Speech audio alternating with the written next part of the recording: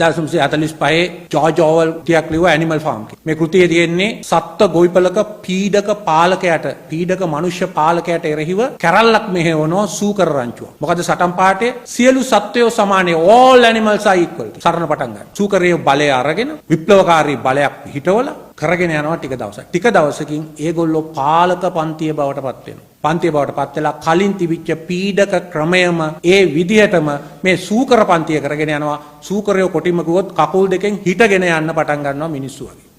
අන්තිමට සටන් පාඨය වෙනස් වෙනවා. All animals are equal, some animals are more equal than others කියලා. මේක අද අනාධිපති අනුර කුමාර දිසානායකට කිව්වොත් සියලු දෙනා නීතියට පහලින් අපි මදක් ඉහළි. ඒක තමයි මේ ආණ්ඩුවේ අද ක්‍රියාකාරී. එක්කයි ජනතා විමුක්ති පෙරමුණේ වංචාවකට පිළියම් අරගෙන නැහැ. අතීත වංචාවකට හෝ පවතින වංචාවකට. එක්කයි ජනතා විමුක්ති පෙරමුණේ අක්‍රමිකතාවයකට පිළියම් අරගෙන නැහැ. චෝදනා එල්ල වෙලා තියෙනවා ජනාධිපතිතුමාට, කතානායකතුමාට, මේ සියලු දෙනාට මේ කිසි කෙනෙක් සම්බන්ධයෙන් කිසිම තීරණයක් අරගෙන නැහැ. ඒ නිසා අපි දන්නවාද මොකද්ද මේ කුඩා කල්ලිය කරන්න යන්නේ කියලා. මේ කුඩා කල්ලිය කරන්න යන්නේ 2028 වෙනකොට විදේශ ණය ගෙවන්න වෙනවා. මේ වසර අවසාන වෙනකොට ඩොලර් බිලියන 12ක සංචිතයක් අවශ්‍යයි. තියෙන්නේ 6.2යි. අද තියෙන වගකීම් ගත්තහම ඒ 6.2ට වඩා වැඩි ඩොලර් වගකීම් ප්‍රමාණයක් අපට තියෙනවා. ඊටාම අනතුරුදායක තත්වයක තියෙන්නේ.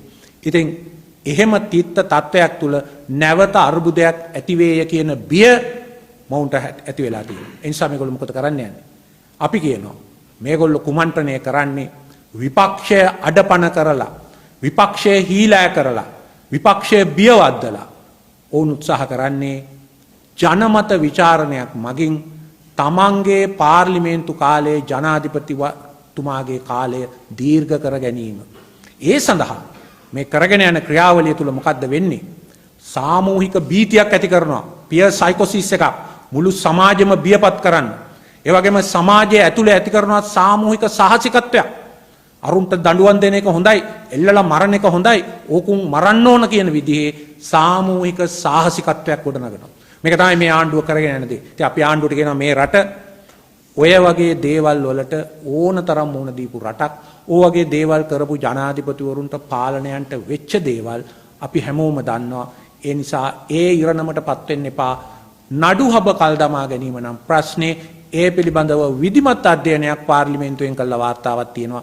ආසියානු සංවර්ධන බැංකුවේ වාර්තාවක් තියෙනවා. ඒ වගේම දැන් මේ ලෝකයේ නඩු හබ විසඳීම සඳහා ඩිජිටල් තාක්ෂණය, ඒ වගේම ආටිෆිෂල් ඉන්ටෙලිජන්ස් භාවිතා කරනවා. තව අවුරුදු 5ක් යනකොට මේ ලෝකයේ අතුරුදහන් වෙන්න නියමිත වෘත්තීන් අතරට මේ අධිකරණ සේවාවත් පත් වෙලා තියෙනවා. එහෙම තත්ත්වයක් යටතේ මේ වැඩිහිටි පරම්පරාව බලාත්මක කිරීම නෙවෙයි කරන්න ඕනේ. තරුණ තාක්ෂණ දැනුම තියෙන පිරිස් මහේස්ත්‍රාත් උසාවි වලට, ඒ වගේම පහළ උසාවි වලට ගෙනල්ලා පොලිසිය තුලට නීතිය ක්‍රියාත්මක කිරීමට හැකි පිරිසක් ගෙනල්ලා මේ රටේ මේ අපරාධ යුක්තිය පසින්දල වීමේ ක්‍රියාවලිය කාර්යක්ෂම කිරීමයි කළ යුතු වන්නේ. ඒකට අපේ සහයෝගය පළ වෙනවා.